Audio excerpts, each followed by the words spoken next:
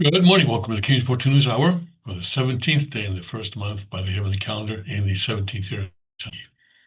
Just a reminder that on Monday, we'll be switching to daylight saving time. If you're in the US, you won't notice the difference, just a little bit of a difference, 1 hour difference in your sleep pattern. But if you're outside the US, you will notice a 1 hour difference one way or the other. And anyway, you've been through this many, many times.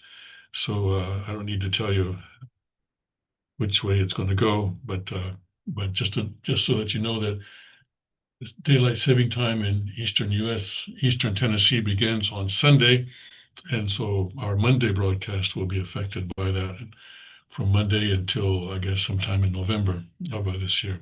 All right, let's do our usual trip through the kingdom. Of course, today we'll be talking about the Tokyo High Court about the Tokyo High Court's ruling on the dissolution of the Family Federation in Japan, and also, of course, the war in Iran continues. But meanwhile, in Chongpyeong, Tennessee, currently 49 degrees and mostly cloudy, and we've got sun through high clouds today and very warm, 77. My goodness, bring out the short sleeves, right?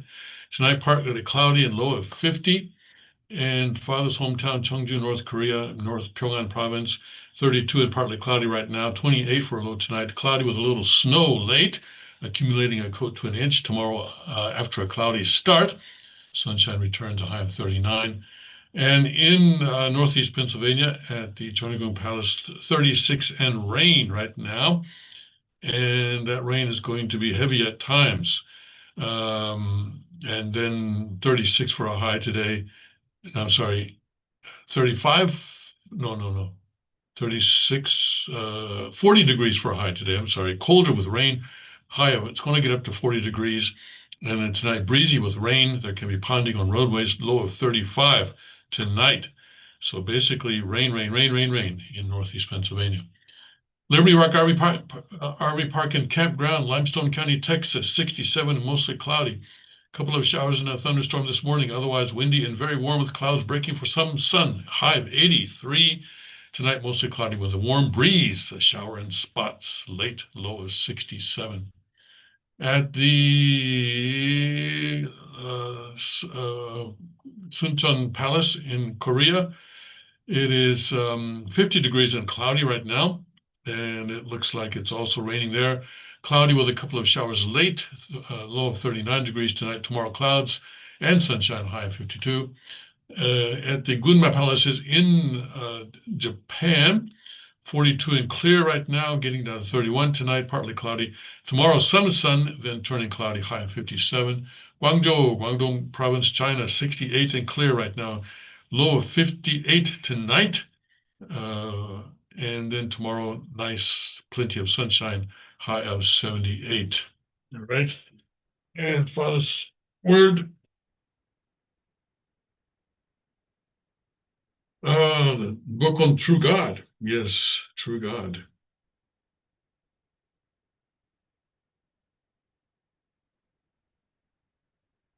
Okay, looks like we opened it to the place where we took the Hundok reading for the last holy day, for God's Day. You know, and especially here, January 1990, where Father says, how much justified anger or justified anger have I endured, or have I held back, right? Held back. Uh, how many times, how often uh, did I cry? Did I shed tears so much that all of my five senses were blocked simultaneously? This was not so that I could meet you. It was so that I could overpower the one that is exercising dominion over humanity. This is not done by the physical body or by guns and knives. It is through the lineage of love that those people, in other words, the people exercising dominion over humanity, must be inspired and be brought to submission naturally. Otherwise, the garden of peace that God desires will not come. It will be impossible to build the kingdom of peace.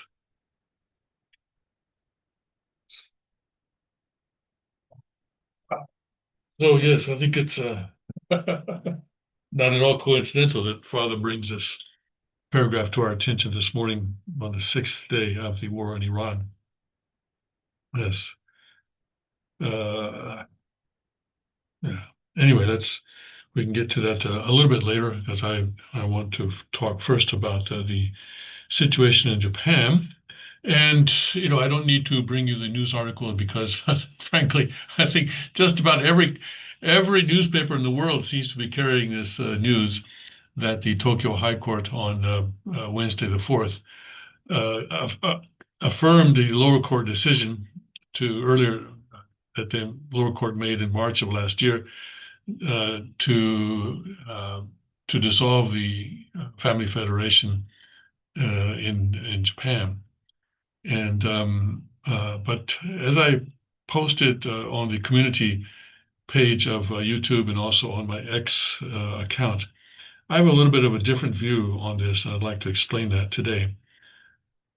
Um, the Family Federation, as I guess it's probably just routine, they are saying that they're going to appeal this to the Supreme Court of Japan, and we'll have to wait and see what happens there. But basically, that's kind of academic because the liquidation process has already begun. Um, the timeline, as I understand it, was that the Tokyo High Court issued their ruling at about 11 or 11:30 in the morning, and then by 3 o'clock, uh, government liquidators, shall we call them, government officials, entered in all of the Family Federation churches throughout the country, and I think there are more than 200, perhaps as many as 240 churches around the country, and liquidators entered them all, not just one or two at a time, but four, five, and six sometimes at a time, accompanied by police.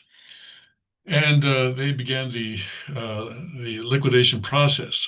In other words, looking to see what the assets are, what the liabilities are, see whether which is larger. Is it the assets do they have more assets than liabilities or more liabilities than assets? And then to just sort of liquidate, in other words, convert everything into cash, pay off the liabilities according to the laws having to do with corporate liquidation, and then if there's anything left over, then to distribute that to people who claim to be victims of the Family Federation and Unification Church in past years. So the so papers were posted on every church in the country saying that no one may enter without authorization of the government liquidators, and anyone who enters without such authorization will be criminally charged with trespass. And anyone who removes any item or disposes of any item inside the church will also be criminally charged. And employees, and there are quite a few employees, thousands of employees of the Family Federation in Japan. They were all told to go home and just don't come to work. Okay, so basically, they're not allowed in the buildings, including the headquarters in Shibuya. No employee of the Unification Church or member of the Unification Church is allowed in any Unification Church / Family Federation building anywhere in the country. Some people have asked, well, what about the VOC? And that's actually a good question. And if the corporate structure is separate, I would imagine that this order does not affect the IFVOC, the International Federation for Victory of communism. So it's possible, I suppose, that members were or other sort of affiliated organizations. I suppose that is possible. But right now, I think yesterday and today, Thursday, the membership in Japan has been kind of in shock as a result of this. It was expected, and yet this sort of shock and awe by the government to just go into every church simultaneously, pretty much almost, just a couple of hours after the court gave its ruling, was kind of unexpected, and that was the intention of the government, I think, to uh, take control of all the assets before any kind of physical opposition could coalesce. So anyway, that seems to be where things stand right now. Now, I think we have in general, I think we have by we, I mean members of our community worldwide, have developed an unfortunate habit of classifying all opposition as persecution. And I think we tend to play the victimhood card too often. We criticize the Democrats, right, of playing the victimhood card. Yet we seem to do that even more than they do. And this is no exception, is it? Now, of course,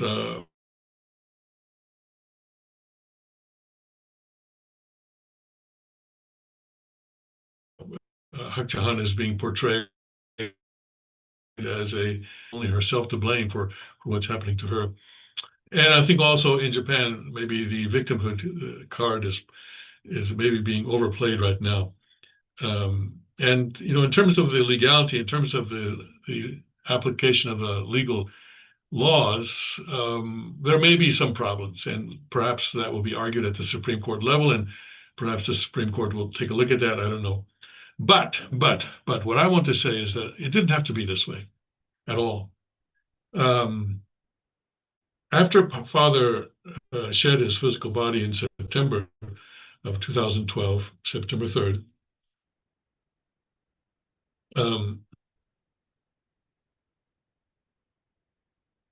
at the time of that, the second king was the world president already. He was the world president, and Kukchin various instructions, and their instruction for the Japanese Family Federation, which the second king gave as in his capacity as world president, was that the Japanese church now should start to reduce the burden, the donation burden on members, and specifically numbers such as maybe reduce it by 10% a year or 20% a year or something like that. So gradually reduce it so that over a period of, I think it was about 20% a year, I think. So maybe after 5 years or so, there would be no longer be a burden on the Japanese. And especially, I remember that in the final days of December, Kukchinin gave his final sort of farewell speech to the Japanese church leaders. And he knew it was his final speech. I did not know it at the time, but he knew the consequence of what he was saying. He knew that as a result of what he was saying, he was going to be banned from doing any more work in Japan by Hak Jahan. And sure enough, that's what happened as it turned out. But in his speech, he said that I was the interpreter there, and I'm speaking now from memory. He said the church needed to change, and it needed to became aware of the needs of its members and met those needs. And also, he mentioned gradually, step by step, reducing the donation burden. Of course, when this was reported back to Hak Jahan, she was quite angry. She said, "What, are you kidding me? No, absolutely not.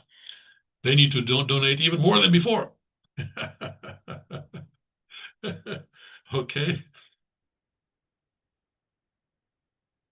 So, and of course, the second king was removed from his position in the following weeks, Kukjin was also removed from his position in March, and Hak Jahan so basically sort of took over everything, and she began to really squeeze the Japanese church even more than before. And then sort of fast forward, and you come to the assassination of former Prime Minister Abe, which was kind of an explosion. At least it's being portrayed in the Japanese media and successfully portrayed and presented to the Japanese public as an explosion of resentment against the incredible burden put on Japanese members and Japan as a whole by the Family Federation. And so, in my view, if the king and Kukjinim's recommendations or instructions to the Japanese church in late 2012 had been followed, then that Prime Minister Abe would be alive today.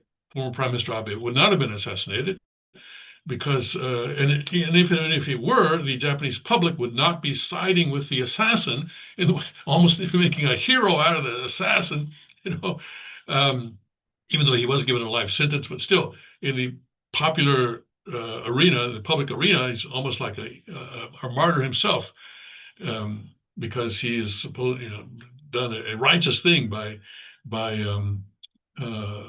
bringing this all into the open about the alleged misdeeds of the Family Federation. So I think in my view, if that course set by the king had been followed, then after the 5 years from that, so let's say 2017 or 18, Japan was no longer contributing any kind of money to the Korean operation. And then what would have happened? And I think then as a next step, I think it is very possible that Father would have instructed from Spirit World, would have instructed the king to have Japan liquidate itself. Say, okay, because Father was very aware, the king is very aware of all the sacrifices that the Japanese members and others made, during the years, where Father did push the Japanese members and Japanese public, because in his limited time in his physical body, he needed lots and lots and lots and lots and lots of resources. And I think it is very possible that the Family Federation would have been instructed by Father from Spirit World to liquidate itself and distribute the proceedings to Japanese members and to perhaps even to the public at large somehow. I don't know, maybe donating to the Japanese government treasury or to various charities in Japan or something like that. So that would have completely resolve all the resentment that was there, and the resentment was there. Resolved all that resentment, and even maybe even put Father in a different light from the perspective of the Japanese public. If that were the case, then witnessing would become much easier in Japan at that point. Then, that if a Family Federation had liquidated itself on its own without being forced to do so by the government. Now, it's being liquidated in any case, right? It's being liquidated in any case. But now it's being forced to do so, and it's being forced to do so in a context of an explosion of resentment against it within the Japanese public. And I've talked before how Father really had very little desire to hang on to physical things. I think I've talked about the situation with the Bohee Pak. Have I talked about that on the King's Report? When Bohee Pak went to the funeral of Kim Il-sung. Anyway, if I haven't, I'll do that some other time.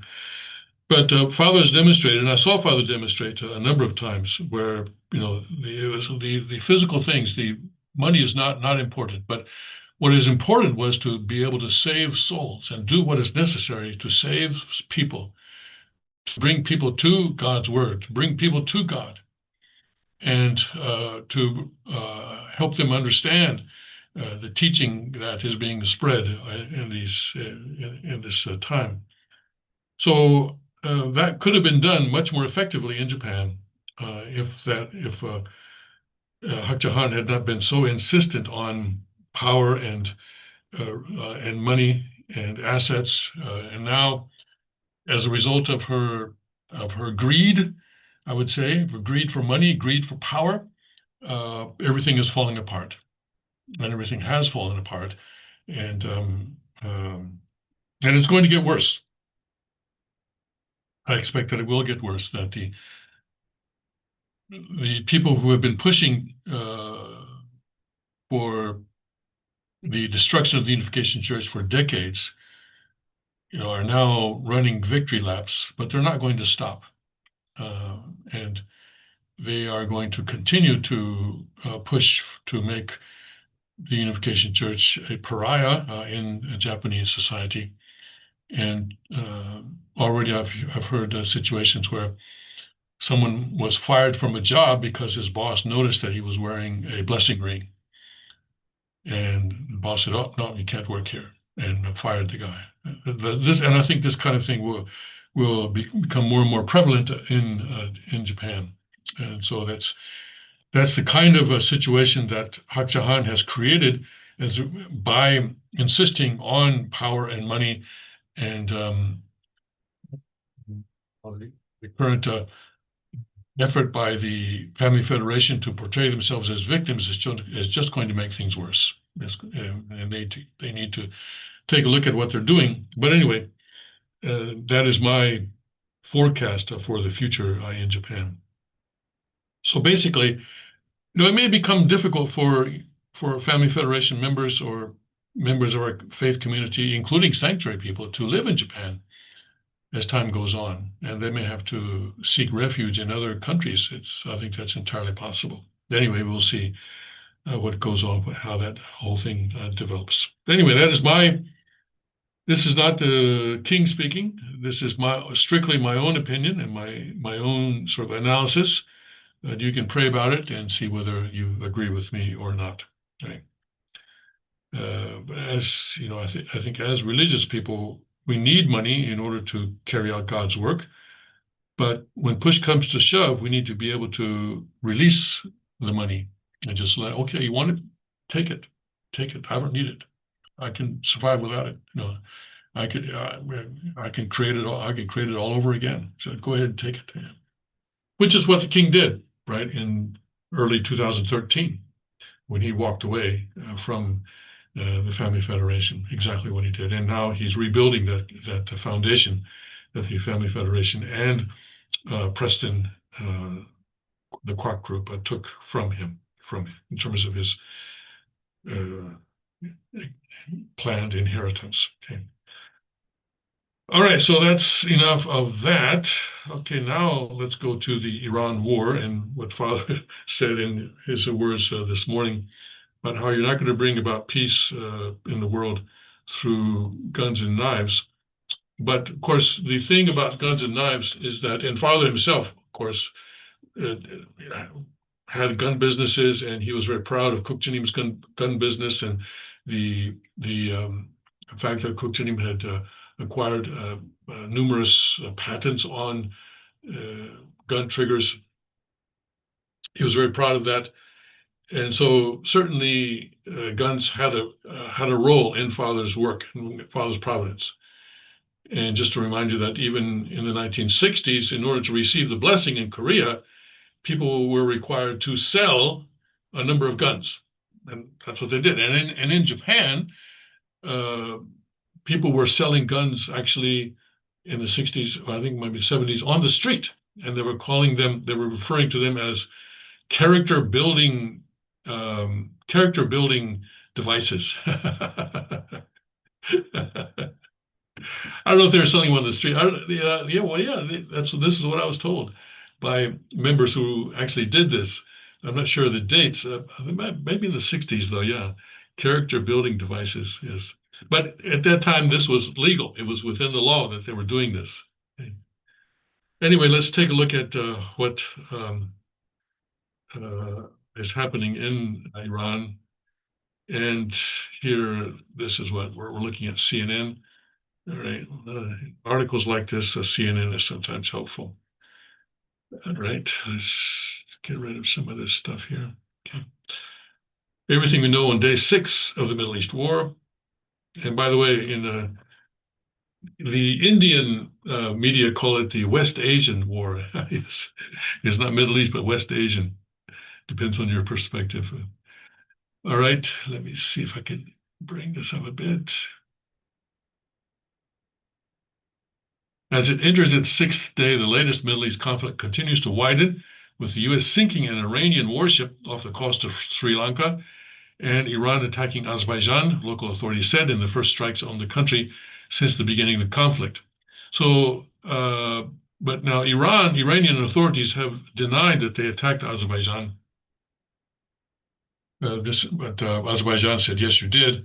And the thing with the Iranian warship off the coast of Sri Lanka, this warship apparently had been participating in some sort of a naval, sort of international naval display or event anyway in India, and it was on its way back, and a U.S. submarine fired a torpedo and destroyed it very quickly, and many lives were lost. Many lives were lost in that. Some were rescued.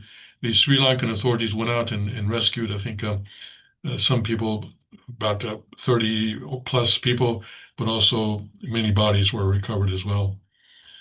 So explosions rocked the Iranian capital, Tehran, again this morning, according to state media. Overnight, Israel launched another wave of attacks against Iran, as well as striking Hezbollah targets in Beirut. Iran also launched 3 waves of missiles towards Israel overnight, according to the Israeli military. And the Iranian drone attacks have injured 2 people and damaged the terminal building of an airport near the Iran-Azerbaijan border, as area authorities said, the first strike on the country since the beginning of the conflict. The drones hit Azerbaijan's enclave of Nakhchivan, which is separated from mainland Azerbaijan by Armenia. And Republicans rejected a resolution Monday that would have reined in U.S. President Donald Trump's war powers. The Senate voted 47 to 53 to put down the measure. The House is expected to take a vote on the same issue on Thursday. Top U.S. officials warned on Wednesday that the U.S. will start striking deeper into Iran, and the operation is still in its early days. But why don't they exercise their constitutional authority to declare war, I wonder? Maybe there is a reason, a political reason, I don't know. And then Iran's foreign minister has decried the deadly U.S. torpedo attack on an Iranian warship as an atrocity, which he warned the U.S. will come to regret. More than 80 people were killed, and a number remain missing after the IRIS Dena sank off the coast of Sri Lanka on Wednesday. But it was in international waters. The first U.S. evacuation flight left the Middle East on Wednesday after the Trump administration faced backlash for not having an evacuation plan ready. More than 17,500 Americans have returned to the U.S. from the Middle East since February 28th, the State Department said late Wednesday. But, in cases like this, living in Korea within, range of North Korean artillery, my philosophy has always been, hey, when the bombs start falling, I'm not going to expect the Marines to come and help me. I'm going to be on my own. I told an American diplomat one time, listen, 15 minutes after the first bomb falls, the roads are going to be clogged and no one's going to go anywhere anyway. So yeah, I think you have to. And people who are living in Iran, I mean, come on. I'm not sympathetic to these people who are now clamoring for the U.S. government to come in and somehow help them evacuate. If you did not want to be in a war zone, then you should have left earlier. And that's my personal opinion. Okay. All right. So here, Senate vote fails to curb Trump's war powers in Iran. All right, so that's the people who voted, which way they voted, a whole list. And then here, displaced people fleeing Israeli strike in southern Lebanon. Here, looks like a man and a woman with a lot of luggage there. Do I see any babies? I don't think I do. No, no, I don't think I do. Anyway, they've got a lot of luggage, though. They're going to have to throw a lot of that out, I'm sure. I think when you're escaping a war, you want to travel light. Yes. Death tolls. More than 1,100 civilians have been killed in Iran since Saturday, according to a US-based human rights group, and at least 77 people have been killed by Israeli bombardment in Lebanon, according to the country's health ministry, including 3 paramedics.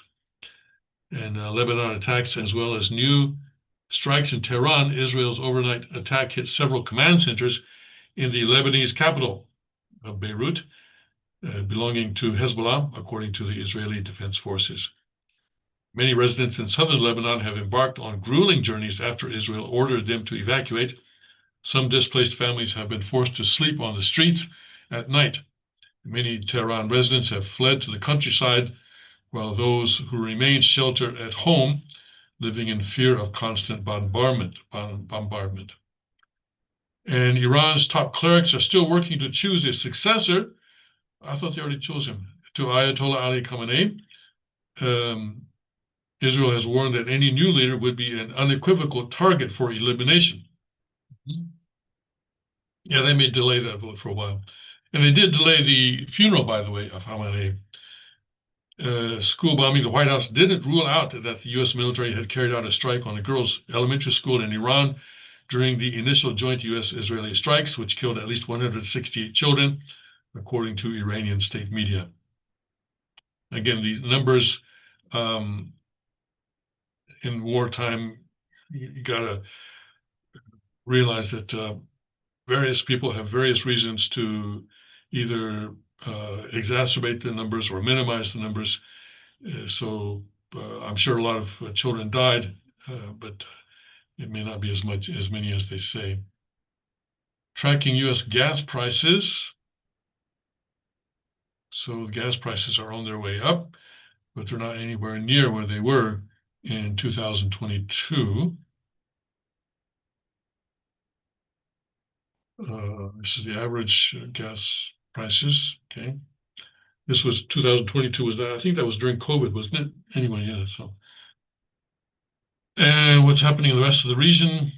Iran strikes back alongside the fresh barrage of missiles fired toward Israel overnight. Iran continues to fire at neighboring Gulf states, which are armed with American weapons and air defenses, although the U.S. says the pace of Iran's aerial assaults has slowed. Iran launched a drone attack on an Amazon data center in Bahrain, a state-affiliated news agency reported. Iranian drones have also targeted 2 Amazon facilities in the UAE. Well, what do they have against Amazon? While the largest death tolls are in Iran and Lebanon, more than 24 people have been killed elsewhere by Iranian strikes in Israel and Gulf nations, as well as by U.S.-Israeli strikes in Iraq. And let's see, do they get into the Kurdish situation here? Doesn't look like it. Okay, that's actually important because I was talking previously about how if they want regime change, they're going to have to somehow arrange for boots on the ground. And it looks like the U.S. plan now is to have the Kurds, especially the Kurds in Iraq, to act as the boots on the ground. And I'm surprised that CNN is not covering that. I wonder why. That's kind of a big thing, I think. Let's see here.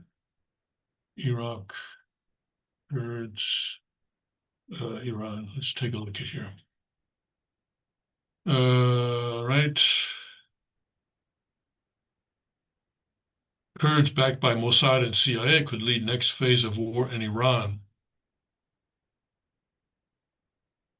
And Times of Israel, Kurdish groups claim they're preparing to cross-border operation in Iran with U.S. support. And Washington Post, Trump calls on Kurds to aid U.S. efforts in Iran, offers support. And actually, President Trump actually did talk by phone to a Kurdish leader. And so it looks like that is the plan. So instead of using Kurdish troops, instead of using U.S. troops, I'm sorry, to have a Kurdish troops go in instead.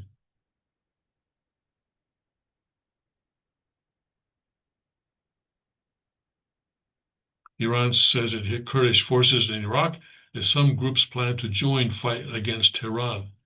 Now, the Kurds are a special, an interesting group because um, they they are sort of dispersed among across various nations in the Middle East. They're in Turkey, they're in Iran, they're in Syria, they're in Iraq, and so they are an ethnic group that does not have their own country. And in Turkey, they're considered terrorists, and so Turkey will very strongly oppose any effort by the Kurds to get their own country out of this situation. They always have, and this was one thing that they were concerned about when uh, Syria, there was a regime change in Syria, because there are also Kurds in Syria. And Turkey absolutely refuses to allow Kurds by any means possible to have to own their own country in the Middle East. So now, and there are also Kurds in Iran, but they're not the ones that are saying, okay, let's take advantage of this. Instead, maybe the Kurds in Iraq that are saying, okay, this is our chance. Let's work with President Trump and let's go in and take over or some territory or whatever. I don't know what their objective would be, but to take over some territory, perhaps in Iran, and carve out something for themselves. We'll have to see how that's going to work. Uh, you know, frankly, it feels a bit half-boiled to me. The plan does, but we'll see what happens here. Um, let's see here.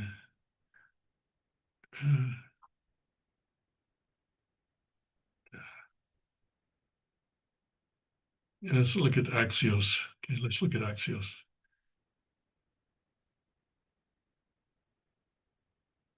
This is how ISIS came along, isn't it? I mean, in a similar way, you create these groups and then they turn on you. Okay, this is militants from several Kurdish Iranian factions are preparing for a possible ground offensive against Iran's regime in the northwestern part of the country, according to U.S. and Israeli officials and a senior official in one of the factions. The Kurdish ground offensive coordinated with the U.S.-Israeli bombing campaign against Tehran could increase pressure on the regime and encourage an internal rebellion that could spread to other parts of Iran. 6 days before the war began, 5 dissident Kurdish Iranian groups sheltering in Iraq announced the formation of the coalition of political forces of Iranian Kurdistan to fight Iran. These Kurdish factions have thousands of soldiers along the Iran-Iraq border and control strategic areas. In recent weeks, the Kurdish Iranian faction sent hundreds of their members from the camp on the Iraqi side of the border to the Iranian side as a part of preparation for a possible attack against regime forces. A source close to one of the factions said, the Iranian Kurdish militias are backed by the Mossad and the CIA. 2 U.S. and Israeli officials and a third source with knowledge said the goal is to try to take over a specific territory in the Kurdish region inside Iran in order to challenge the regime and inspire a broader uprising, a U.S. official said. The war started with a kinetic phase by the U.S. and Israeli militaries, but as the war continues, there will be other efforts by the Mossad and the CIA, an Israeli official said. Secretary of State Marco Rubio told Congress in a closed-door briefing on Tuesday, we're not arming the Kurds, but you never know with the Israelis. The role of the CIA in the plan was first reported by CNN. So I don't get why, but it's not in the CNN summary. That's interesting. Okay.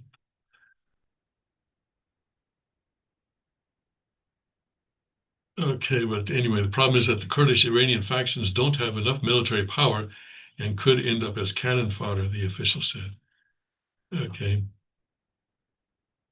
And the White House spokesperson said that President Trump hasn't agreed to any plan for supporting an offensive by Kurdish Iranian militias against the regime. CIA and Mossad declined to comment. Of course they would, yes. All right, so we'll see how that works out. But yeah, I don't know. It doesn't sound like such a good idea to me. But well, I'm not the guy in charge. I'm not the guy in charge. All righty then. I will see how. Okay. Now, meanwhile, um, uh, always, in these situations, there is the financial side, um, and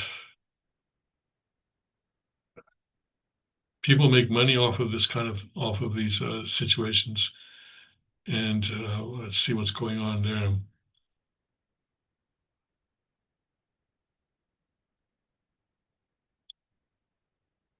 Okay.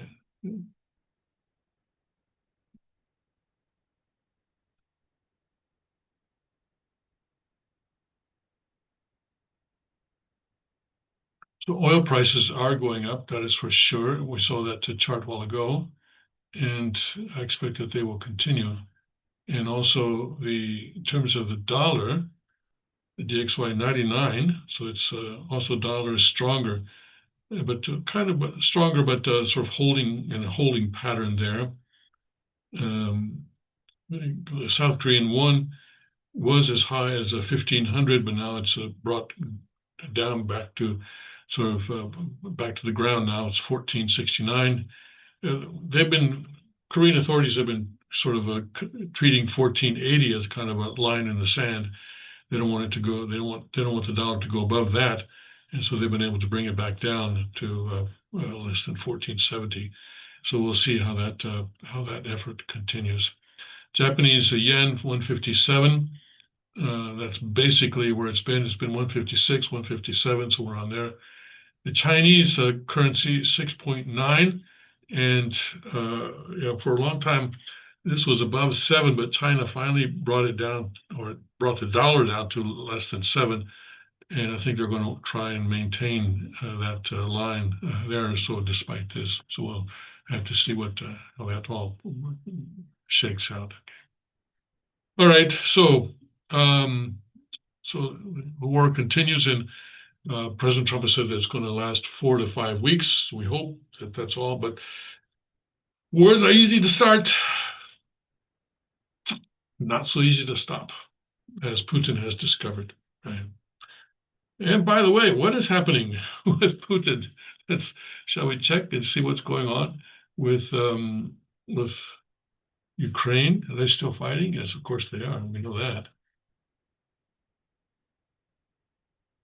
All sorts of wars going on right now. This is not a good thing, but especially the one in Iran is between people of faith, and Father is particularly concerned about that. All right. Okay, NATO allies will keep supporting Ukraine despite situation in Iran. Rutt says. Rutt, of course, is the head of NATO. Let me share these headlines with you. And Middle East war diverts air defenses needed for Ukraine, EU's chief diplomat says. Hey, can't fight them all. Russia is big winner as Iran war drains supplies that Ukraine needs. And Zelensky fears Trump's Iran war could hurt Ukraine. Yes. Okay. And Russia blames Ukraine naval drones as tanker sinks in the Mediterranean.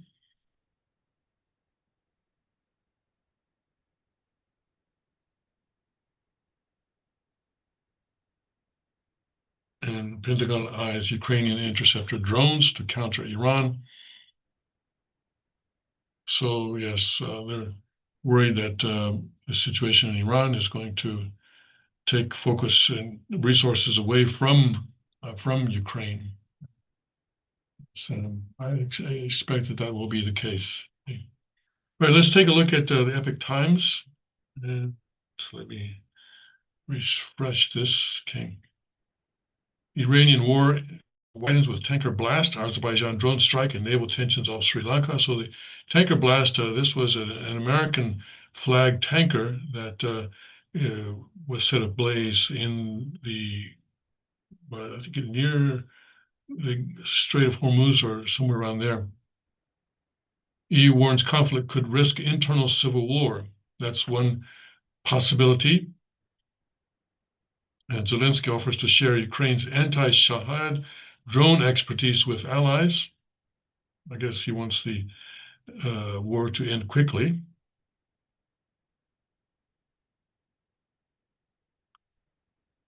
And Turkey prepares contingency plan for possible migration.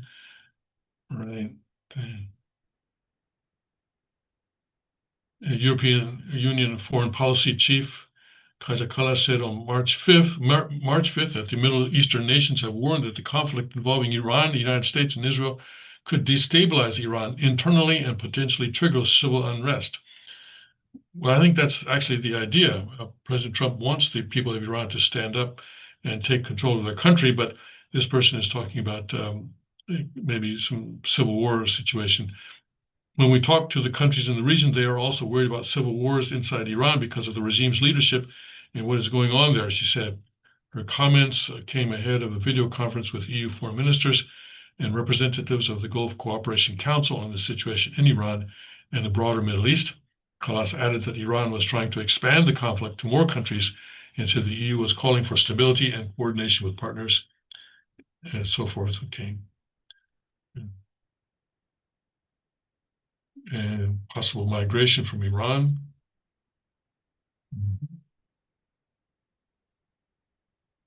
An oil tanker anchored off the coast of Kuwait was damaged by an explosion on March 4th.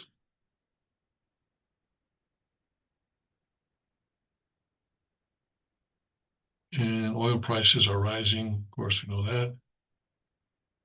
that. Sri Lanka says a second Iranian ship located off its coast.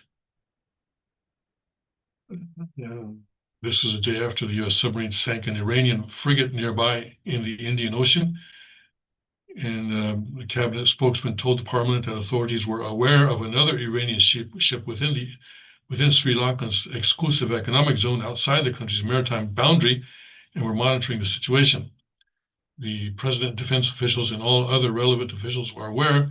We are addressing the situation, adding that efforts were underway to safeguard lives. Okay. And Cyprus says the UK is not doing enough to protect it from Iranian attacks. And Azerbaijan and Iran warns that the US will bitterly regret sinking its warship. That's the one that was sunk off the coast of Sri Lanka. And Ayatollah calls for shedding of blood from Trump and Israelis. And the Ayatollahs, I guess, or whoever does the fatwas in Iran they've issued a fatwa against who is it against? I guess the U.S. in general, or no, I'm sorry, it's a fatwa to revenge the death of Khamenei. And so now there is concern that this could lead to some terrorism by sleeper cells.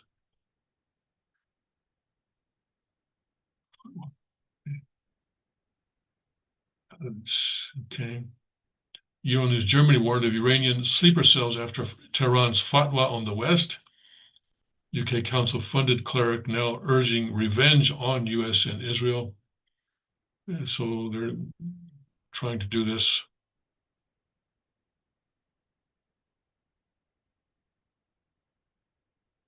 So Iran's Grand Ayatollah issues fatwa against US and terrifying World War III update. Avenge the blood. Iran's top clerics issue fatwa to Muslims worldwide after Khamenei deaths.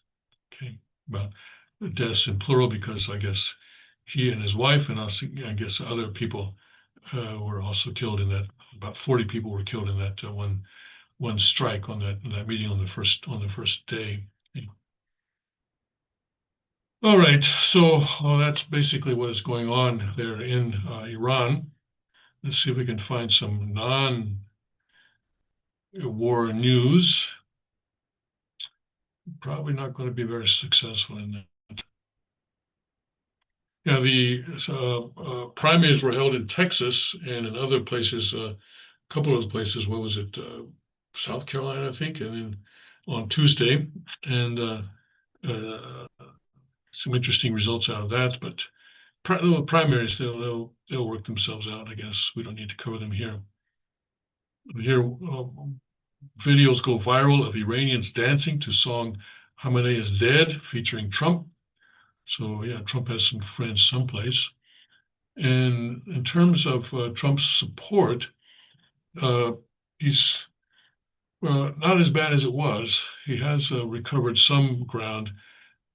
This is for Thursday. Okay, so 45% support. And as you can see there, he took a big dip there down to 41 on the beginning of February, but now he's recovered now to 45, but not where he was previously, right? The first several months of his term. And the strongly disapprove is quite high, 45, and strongly approve is down at 29. And so there's a negative 16 difference between the two. And he actually started out his term with more people strongly approving than strongly opposing. That is uh,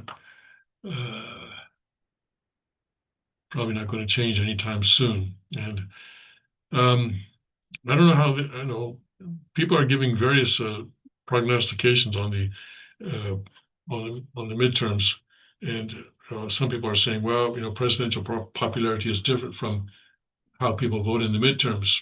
Well, all politics is local. That is true, but certainly, if President Trump were popular, it would be a lot easier for the Republicans to maintain their majority in the House. And right now, of course, they're very right on the edge, right? So it's going to be pretty close, pretty close.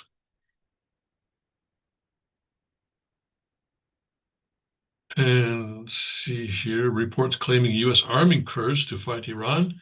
But already the White House has denied that. Of course, the fact that they deny it doesn't necessarily mean that they're not doing it.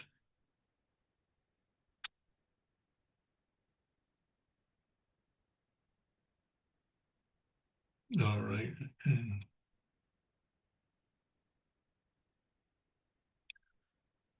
Some stuff is going on in the sort of financial sector with cryptocurrencies, et cetera. And at some point, I'm going to have to cover that in a more comprehensive way, but not right now. Right now, but it is clear that that Scott Bessent is planning to take control of uh, of our assets. He was part of the team that worked with George Soros to bring down the British pound, which made George Soros so rich. And he's not connected to Soros now or to Alex Soros either, but he knows how to manipulate currencies and how to fight wars with money rather than with guns and bullets. And this, by the way, is what they did with Iran. And you remember that in January, the Iranian currency sort of collapsed. And that was, the US's, much of it was the US's doing. And that is how they were preparing Iran for war by bringing the currency down, collapsing the currency, and causing internal unrest, and then start the war. So Scott Bessent is someone to watch and to um, make sure we understand what he's doing. And I've been following this a little bit, but I need to learn a lot more about what he does before I'm able to bring you a report here. But as I've always said, make sure that you have assets outside of the financial system, outside of banks and so forth. because it's going to get pretty intense. And this new what I do know is the new crypto law that is probably going to be approved in the next few weeks. It's called the Clarity Act, right? And that actually includes some stuff that will allow some uh, pretty incredible stuff by the U.S. government on people's assets. So we need to be careful. President Roosevelt in the 1930s took control of people's gold, and that was not an aberration.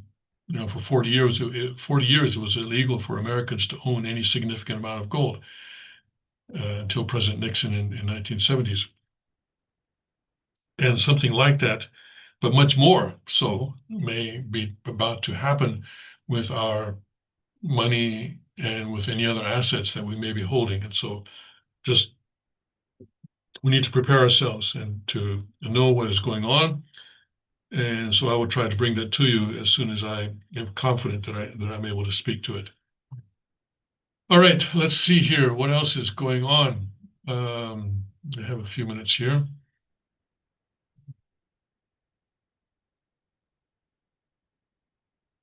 Right. Yeah. What do we have? Of course, basically it's all Iran, Iran, Iran, isn't it? Yeah. Let's see here. House to vote on limiting Trump's powers in Iran war after Senate measure fails. Yeah, so the Senate voted against the war powers yesterday. And so the House vote is really just symbolic, political, I guess, but they're going to do it anyway. Pentagon flexes military muscle with new weapons in Iran. Okay. And Donald Trump's approval rating changes direction with swing voters.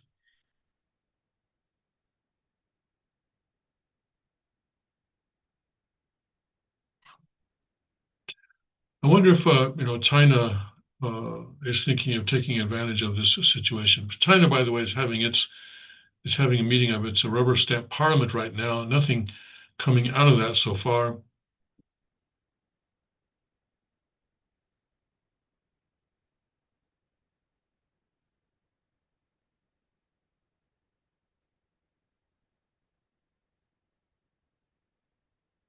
So we'll see. But apparently, independents are more favorable towards President Trump now after the beginning of this war.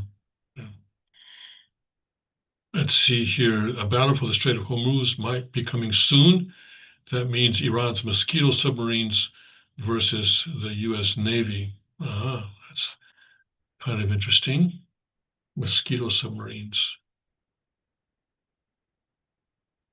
With Iran's Kilo class and indigenous Fateh and Ghadar submarines optimized for the shallow, confined waters of the Strait of Hormuz.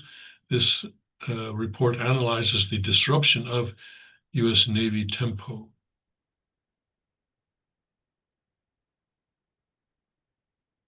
Okay, we'll see. We'll see what happens there. But what President Trump has said is that the U.S. Navy is going to escort ships through the Strait of Hormuz, but I don't know how that's going to work out.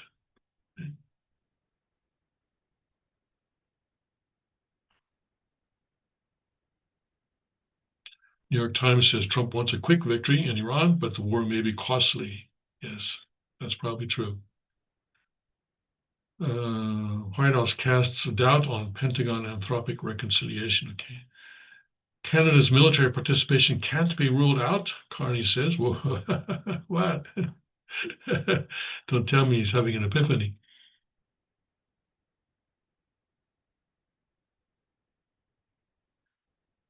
Federal Reserve grants Kraken access to payment system and first for crypto group. This is part of the change that's happening. Part of the change that's happening. Yeah. China to build birth-friendly society. What does that mean? A birth-friendly society. But of course, China is not really friendly to any group of people, any demographic. But anyway, apparently it's going to Be good to be a baby in China pretty soon. Yes. My goodness. All right, gotta go. So tomorrow, Friday, I'll be back. And God bless Godspeed. May His kingdom come quickly.